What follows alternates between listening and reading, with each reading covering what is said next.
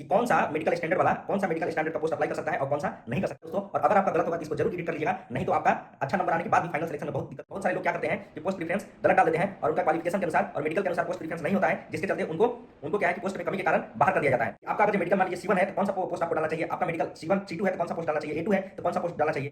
Hello दोस्तों, स्वागत है आपके अपने YouTube चैनल में एक नए वीडियो के साथ। आशा है दोस्तों आप सब बहुत अच्छे होंगे। तो दोस्तों ये वीडियो उनके लिए है जो रेलवे का जो ग्रुप डी का वैकेंसी आया है 2025 में, उसका फॉर्म फिल किया है। उन लोगों के लिए वीडियो बहुत इंपॉर्टेंट है दोस्तों, क्योंकि हम इस वीडियो में बताने वाले हैं कि आप जो फॉर्म फिलअप किए हैं वो आपका फॉर्म गलत है या सही है। क्योंकि जो दोस्तों इसका एडिटिंग का जो टाइम है दोस्तों 25 फरवरी 2025 से लेकर 3 मार्च 2025 तक इसका डेट दिया गया है। तो इस डेट के अंदर दोस्तों अगर आपका कोई भी गलती होगा उसमें तो आप उसको सुधार सकते हैं। तो आपको किस किस चीज़ पर ध्यान देना है दोस्तों, मैं इस वीडियो में पूरा आपको बताऊंगा। अब वीडियो के लास्ट तक बने रहिए दोस्तों, क्योंकि क्या है कि आपको फॉर्म भरने में अगर जो गलती होता है तो आपका जो सिलेक्शन होगा दोस्तों वो क्या है कि सिलेक्शन होने का चांस बहुत कम हो जाता है दोस्तों, क्योंकि कुछ ना कुछ गलतियां हो जाता है। जैसे कि पोस्ट प्रीफरेंस एक बहुत बड़ा मैटर रहता है दोस्तों, क्योंकि बहुत सारे लोग क्या करते हैं कि पोस्ट प्रीफरेंस गलत डाल देते हैं और उनका क्वालिफिकेशन के अनुसार और मेडिकल के अनुसार पोस्ट प्रीफरेंस नहीं होता है, जिसके चलते उनको क्या है कि पोस्ट में कमी के कारण बाहर कर दिया जाता है, ठीक है, और उनका जॉब नहीं लग पाता है। तो इसी के विषय में दोस्तों आज इस वीडियो में हम चर्चा करेंगे दोस्तों कि आपको अगर जो आपसे कोई गलतियां हुई है तो आपको किस प्रकार से एडिट करना है, ठीक है, और आपको एडिट में क्या करना है। मोस्टली हम इस वीडियो में चर्चा करेंगे दोस्तों पोस्ट प्रीफरेंस के ऊपर कि आपके लिए दोस्तों कौन सा पोस्ट प्रीफरेंस सही है। तो वीडियो के लास्ट तक बने रहिए दोस्तों। अगर आप चैनल पर नए होंगे तो कृपया करके चैनल को सब्सक्राइब कर दीजिएगा, वीडियो को लाइक और शेयर कीजिएगा दोस्तों, ताकि और लोगों का आपकी तरह हेल्प हो सके। तो आइए दोस्तों देर ना करते हुए वीडियो को स्टार्ट करते हैं। तो दोस्तों ये जो वीडियो होने वाला है पोस्ट प्रीफरेंस का, कि आपका पोस्ट प्रीफरेंस जो है वो सही है या गलत है, वो किस क्राइटेरिया से आप जांच करेंगे, उसके लिए आपको किस बेस पर जांच करना होगा कि हमारा पोस्ट प्रीफरेंस सही है या गलत है। तो दोस्तों सबसे पहला जो हमारा बेस होगा दोस्तों वो होगा आपका मेडिकल स्टैंडर्ड, ठीक है। अगर जो आपका दोस्तों जो मेडिकल स्टैंडर्ड होगा उस मेडिकल स्टैंडर्ड के अनुसार अगर आपने पोस्ट प्रीफरेंस नहीं चूज किया होगा तो आपका सिलेक्शन में दिक्कत हो सकता है दोस्तों, ठीक है। तो आइए जानते हैं दोस्तों कि किस मेडिकल स्टैंडर्ड वालों को कौन सा पोस्ट चूज करना चाहिए। तो दोस्तों जो रेलवे ग्रुप डी का वैकेंसी आया है 2025 में, उसमें जो मेडिकल स्टैंडर्ड मेंशन किया गया है दोस्तों वह है सबसे पहले है आपका A2 है, जो कि सबसे अच्छा माना गया है A2 को इसमें। इसके बाद सबसे अच्छा A1 होता है, लेकिन A1 का जरूरत यहाँ पे नहीं है, इसलिए A2 से स्टार्ट किया है। तो सबसे पहला मेडिकल स्टैंडर्ड है दोस्तों यहाँ पे A2 है, इसके बाद A3 है, इसके बाद B1 है, इसके बाद B2 है, इसके बाद C1 है, इसके बाद C2 है। यहाँ पे आपको ये सबसे पहले देखना है दोस्तों कि आपका मेडिकल स्टैंडर्ड कौन सा है। और आपका मेडिकल स्टैंडर्ड कौन सा है दोस्तों ये पता करने के लिए आप हो सके तो एक बार आई का जो डॉक्टर होता है उससे आप जांच करवा लीजिए, ठीक है। उससे आपको पता चलेगा कि आपका आंख में चश्मा है कि नहीं है, ठीक है। आपका आंख में चश्मा लगेगा कि नहीं लगेगा, कितना पावर आपका आंख खराब हुआ है कि नहीं खराब हुआ है, इसके अनुसार ये जो है ये डिसाइड होता है मेडिकल स्टैंडर्ड रेलवे में ज्यादातर, ठीक है। तो सबसे पहले आपको क्या करना है दोस्तों कि अगर आप चश्मा नहीं पहनते हैं, आपको सब चीज अच्छा दिखाई देता है, तो आपके लिए गुड न्यूज है कि आपका मेडिकल स्टैंडर्ड यहाँ पर A1 होगा, ठीक है। तो जब A1 होगा तो आप सब चीज में A2 में पास हो जाएगा, A3 में तो A1 होगा तो आपको सोचना ही है सब चीज में आप पास है, ठीक है। लेकिन जो लोग चश्मा पहनते हैं उनके लिए थोड़ा ये पता लगाना जरूरी है कि उनका मेडिकल स्टैंडर्ड कौन सा है, कितना पावर का वो चश्मा पहनते हैं। तो थोड़ा सा मैं आपको जानकारी के लिए बता दूं दोस्तों कि जो लोग चश्मा नहीं पहनते हैं, जिसका तनिक भी पावर नहीं है, पूरा 6/6 है विदाउट ग्लासेस, तो उसका जो मेडिकल स्टैंडर्ड होता है दोस्तों वो A1। और अगला मेडिकल स्टैंडर्ड है दोस्तों A2। इसमें क्या होता है कि अगर आपका आंख 6/6 नहीं है, लेकिन अगर आपका आई 6/9 तक है दोनों आई, तो वो A2 में आता है। 6/9 विदाउट ग्लासेस, ठीक है, यानी कि बिना ग्लास पहने 6/9 तक आता है, यानी कि थोड़ा बहुत खराब है तो चलेगा, आपको A2 मेडिकल स्टैंडर्ड मिल जाएगा, ठीक है। इसके बाद आता है दोस्तों A3, जो कि हमारा A3 मेडिकल स्टैंडर्ड है। इसमें क्या होता है दोस्तों कि अगर आपका जो चश्मा पहने हैं आंख में उसका पावर -2 डायोप्टर तक है तो आपको A3 मेडिकल स्टैंडर्ड मिल जाएगा रेलवे में, ठीक है। इसके बाद क्या है दोस्तों आता है आपका B1 मेडिकल। B1 मेडिकल में दोस्तों क्या होता है कि अगर आपका चश्मा का पावर -4 डायोप्टर है तो वहां तक आपको B1 में एक्सेप्ट किया जाता है, B1 आपको मेडिकल स्टैंडर्ड मिलेगा। इसके बाद दोस्तों क्या होता है कि B2 में क्या होता है कि अगर आपको 4 डायोप्टर पावर है, ठीक है, अप टू 4 डायोप्टर +- 4 डायोप्टर, अगर आपको कलर ब्लाइंडनेस है तो आपको B2 में डाल दिया जाएगा, ठीक है।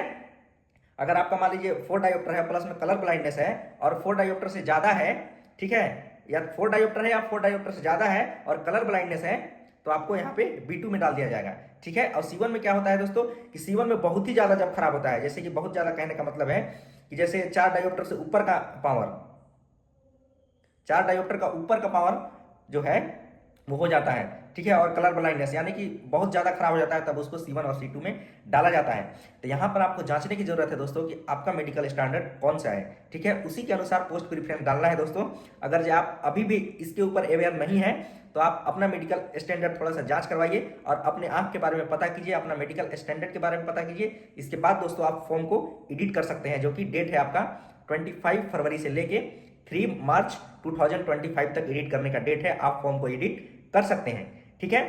अब चलिए देखते हैं दोस्तों कि आपका अगर जो मेडिकल मान लीजिए C1 है तो कौन सा पोस्ट आपको डालना चाहिए, आपका मेडिकल C1 C2 है तो कौन सा पोस्ट डालना चाहिए, A2 है तो कौन सा पोस्ट डालना चाहिए, ठीक है। अगर जो आपका A2 है दोस्तों तो जितना भी पोस्ट है सभी पोस्ट में आप अप्लाई कर दीजिए, प्रेफरेंस डाल दीजिए, कोई प्रॉब्लम नहीं है। लेकिन A3 है तो आप वहां पे A1 वाला आपको नहीं डालना है, नहीं तो आपका A1 में सिलेक्शन नहीं होगा, आपको A2 वाला पोस्ट ही डालना है, ठीक है। A2 वाला डाल सकते हैं, मतलब कहने का मतलब है कि जो आपका मेडिकल लो है ना तो उससे जो हाई वाला है वो पोस्ट को आपको प्रिपरेशन नहीं डालना है, उससे नीचे वाला जितना मेडिकल है उसमें आप डाल सकते हैं। जैसे कि मान लीजिए आपका A1 है, ठीक है, तो A1 से नीचे वाला जितना भी पोस्ट है आपका A3 का पोस्ट है, A2 का पोस्ट है, सभी में आप डाल सकते हैं। अगर आपका A2 है तो आप A1 में नहीं डाल सकते हैं, आप B1 में डाल सकते हैं, B2 में डाल सकते हैं और C2 में डाल सकते हैं और खुद A2 में डाल सकते हैं। लेकिन अगर आपका मेडिकल B1 है तो आप A1 A2 में नहीं डाल सकते हैं, B1 में डाल सकते हैं, B2 में डाल सकते हैं और C1 C2 में डाल सकते हैं, ठीक है। अगर जो आपको कंफ्यूजन हो रहा होगा दोस्तों तो आप एक कॉपी में लिख लीजिए, ठीक है। इसके बाद दोस्तों अगर जो आपका B2 है तो B2 से ऊपर जो भी है B1 A1 A2 इसमें आप नहीं डाल सकते हैं, लेकिन खुद B2 और C1 C2 में डाल सकते हैं।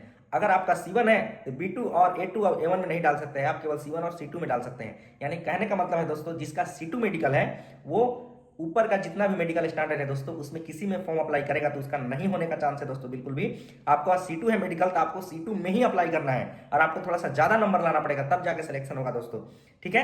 तो इस चीज के ऊपर आपको बिल्कुल ध्यान रखना है, नहीं तो पता चला कि आपका मेडिकल स्टैंडर्ड A3 है और आपने सारा पहले जो पोस्ट प्रेफरेंस डाला है वो A1 और A2 वाला डाल दिया तो आपका सिलेक्शन होने का चांसेस बहुत कम हो जाएगा दोस्तों, ठीक है। इसी प्रकार से अगर जो आपका मान लीजिए C1 है मेडिकल, कलर ब्लाइंडनेस है, अगर आपने B1 A2 वाला पोस्ट चूज कर लिया तो आपका वहां पे सिलेक्शन होने का चांस बहुत कम हो जाएगा दोस्तों, नहीं के बराबर आपका सिलेक्शन होगा।